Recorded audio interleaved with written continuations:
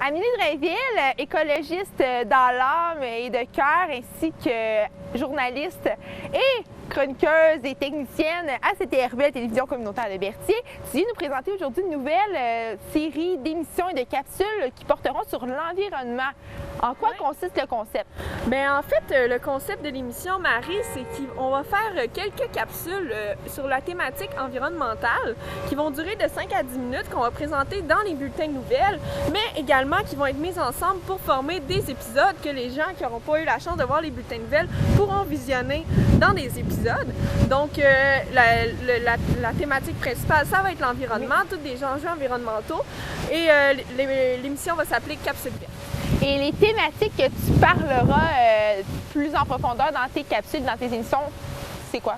Écoute, ça va être vraiment diversifié. On va vraiment traiter de tous les enjeux environnementaux, des controverses, des actions positives qui sont menées par les groupes écologistes, tout comme les actions négatives qu'on peut voir présentement dans l'actualité, comme le pipeline Énergie Est. On va parler de la gestion des déchets, la gestion de l'eau, le recyclage, les pesticides et les OGM. On va vraiment passer par toute la gamme des thématiques possibles en environnement parce que tout est interrelié dans le domaine environnemental, donc ça peut être de l'environnement économique, l'environnement social, l'environnement culturel, donc il faut tout est à concilier au niveau environnemental sur tous les plans de la société. Donc on va essayer de traiter de tous les sujets possibles. Quand on parle des problématiques environnementales, il y a plein de choses à prendre en compte, j'imagine. Oui, en effet. Donc, comme introduction un peu aux capsules qu'on va faire, c'est important de connaître tous les points de vue qu'il peut y avoir par rapport aux enjeux environnementaux. On va commencer par parler des alarmistes et des scientifiques. Les scientifiques, ça, c'est les personnes qui vont y aller avec des faits, qui sont des experts dans leur sujet et qui le connaissent à fond et qui vont sortir des faits réels sur lesquels ils vont se baser pour faire des prédictions sur comment on prévoit l'avenir. Les alarmistes vont se servir de ces statistiques scientifiques pour bâtir un argumentaire et essayer de convaincre la population avec des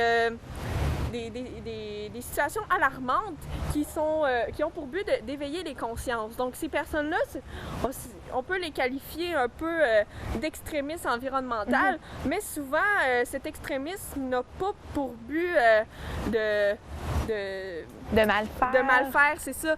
Le but, c'est vraiment d'y aller le plus strictement possible pour que les gens y aillent par des actions plus modérées, mais qui vont quand même être porteuses de changement. Donc, c'est avec des opinions très tranchées, franches, qu'ils vont essayer de convaincre les gens de leur point de vue. Si on y va plus modérément, il va y avoir des personnes qui sont très développement durable ou petites actions quotidiennes, comme s'arranger pour fermer l'eau du robinet plus souvent, moins faire de lavage pour économiser l'eau. Il y a plein de petites actions comme ça, récupérer le papier, faire attention à notre consommation, à faire du compostage, des trucs comme ça. Toutes des actions qui sont positives au niveau environnemental, puis que si tout le monde les faisait, ce serait vraiment bénéfique. Donc ça, c'est les personnes plus développement durable, moins alarmistes, je dirais, mais qui ont quand même une belle conscience écologique et scientifique. Et c'est ce qui va toucher aussi probablement la population aussi, ce qui est le plus facile pour les gens de faire. C'est ça, en effet. C'est sûr que les alarmistes essaient de rejoindre cette population-là aussi, mais c'est d'une autre manière. Tout va retourner au développement durable d'une quelconque façon, mais c'est la manière de le présenter qui change dans ce cas-là. Si on continue du côté, je pourrais dire anti-environnementaliste un peu, on a les conspirationnistes. Les conspirationnistes ou climato-sceptiques, qu'on peut les appeler, c'est les personnes qui considèrent que le changement climatique n'est pas dû à l'action humaine, qui est complètement un phénomène naturel de la Terre, donc ce qui est complètement faux, je l'annonce tout de suite. C'est primeur.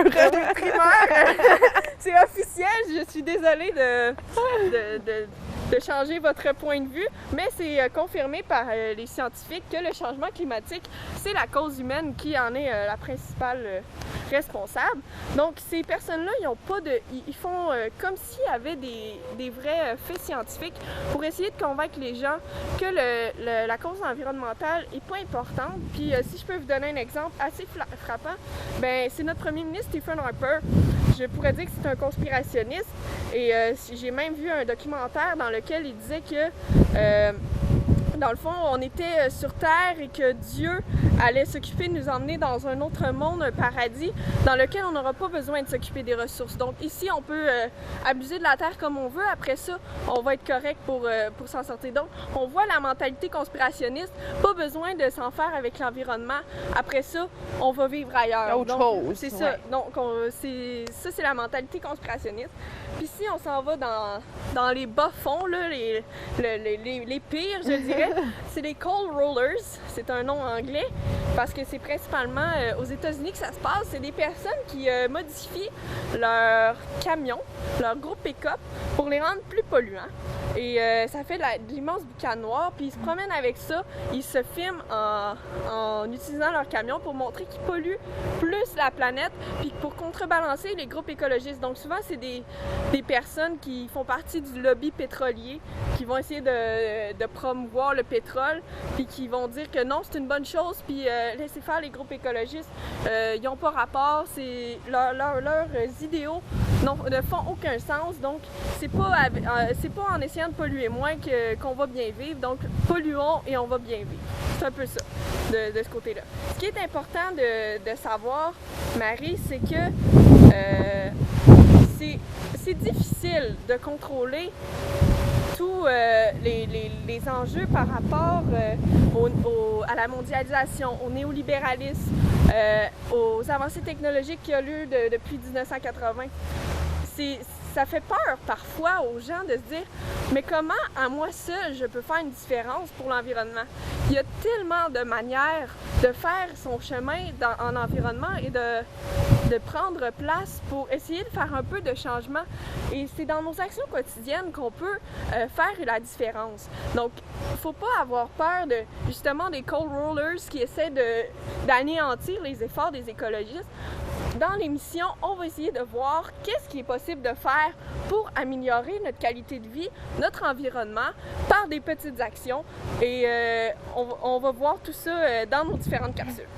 Eh bien, merci Amélie beaucoup de cette présentation-là. Et on a très, très hâte de te voir à l'antenne de toutes ces belles capsules et émissions-là qu'on va pouvoir voir dès cet été-là et j'imagine cet automne aussi. Alors, c'est à ne pas manquer. Merci beaucoup Amélie. Merci à toi Marie.